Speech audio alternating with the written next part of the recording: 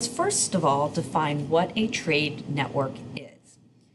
A trade network, by definition, is a network of people or countries who buy from or sell to each other on a regular basis. Historically, these networks developed as merchants traded local products for those that they could not make themselves, and traded for the products that they were going to then acquire from other locations where those products were made. Trade networks became a great way to spread products that were in high demand, especially if the desired products were at a far distance from those who desired or demanded them. So every trade network has a number of different components, which we're going to define each of those. One component of every trade network are the trading partners. All right, the partners are established when at least two different regions, it could be more than two regions involved in a single trade network, but the trading partners are established when at least two regions trade with one another, and if they do so on a regular basis, they become trade partners. Another component of trade networks are the physical goods, the trade goods, and these are the physical products that one region lacks that they in turn purchase from other regions that either have a surplus or an excess of them. Modes of transport is the third component of a trade network, and these are how the goods are physically moved from one place to another. Historically, this was done by using animals such as camels, mules. Historically, it was also done utilizing ships. Today, however, the most common modes of transport are cargo ships, trains, as well as airplanes. The fourth component of a trade network is the currency, which is any item, whether money, traditional money, or a product that is exchanged between the trading partners in order to acquire new goods. Historically, this was paper money, shells, salt, even precious metals were historically used as currency. All right, and the last component of a trade network are the middlemen. And these are the go-betweens who buy goods from merchants in one region and then sell them to merchants in another region. Middlemen are often used on longer distance trade routes when trading partners might face difficulty having direct interaction with one another. Okay, so again, those are the 5 components of trade networks, regardless of the type of trade network. And we're now going to turn our attention to looking at the 3 different types of trade networks. The first type is the simplest, and this involves direct trade between 2 different trading partners. So we have trading partner A directly trades with trading partner B. There is no middleman in this trade network.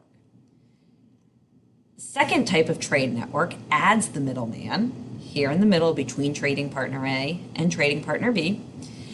And the middleman is going to conduct the business with 2 or more trading partners, and then will make a profit based on their simple involvement in the trade network.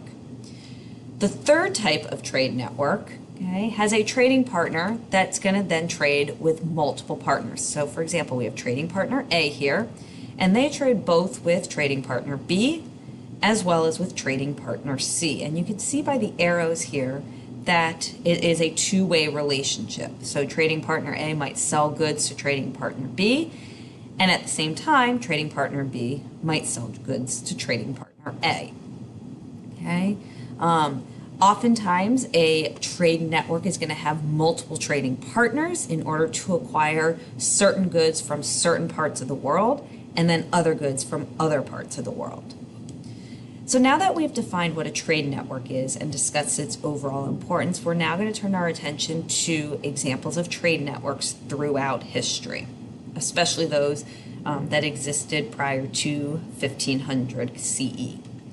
All right, so you're going to need your map in order to be able to track these historical trade networks. You'll need to have both the trade networks chart as well as your blank world map handy. And we're going to be going back and forth between these 2 pages. Okay, so let's first label our map. Every map needs a title, Major Trade Networks. And the first route we're going to look at is highlighted in blue, in light blue on my map, which is the Indian Ocean Network. Okay. You can see that network here along the east coast of Africa, okay, as well as throughout, or I'm sorry, around the coast of India, and then also into parts of Southeast Asia. Okay. The Indian Ocean Trade Network included partners such as Arabia, China, East Africa, and India, and some of the goods commonly traded in the Indian Ocean Network included cotton, gems, gold, ivory, jewelry, leopard skins, porcelain, silk, slaves, spices, and tortoise shell. In addition to the physical goods, which are listed here for you, a number of ideas were also exchanged along the Indian Ocean Trade Network, including the numeral system, as well as scientific ideas like astronomy, mathematics, and medicine. The next route we're going to trace on our map is the Mediterranean Sea routes, which on my map are traced in orange, or this yellow-orangish color. Okay. The trading partners for the Mediterranean Sea routes included Europe, North Africa, and Southwest Asia, and some of the common goods traded on this route included fruit, linen cloth, metal, spices, wine, and wool cloth. Okay. Make sure as you are going along and labeling each of these colors that you are also creating yourself a map key to indicate the different colors. All right. Next up are the Silk Roads, which on my map are traced here in red. Okay.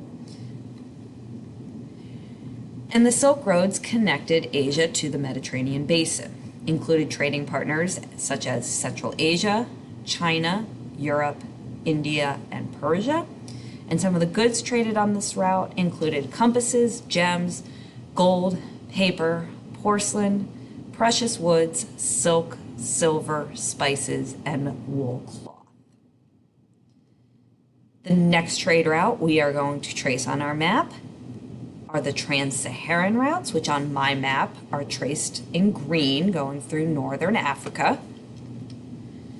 The trade partners included North and West Africa, and some of the goods traded included cloth, gold, guns, horses, leather, salt, and slaves. Okay, so some additional trade routes to label include, include the European sea routes, which I have here in purple, connected various points of northern Europe with the Black Sea. In dark blue, here, I have the Western European sea and river routes. And then lastly, in bright blue, over here on the far eastern side of our map, okay, I have the South China Sea routes, which connects various points throughout Southeast Asia.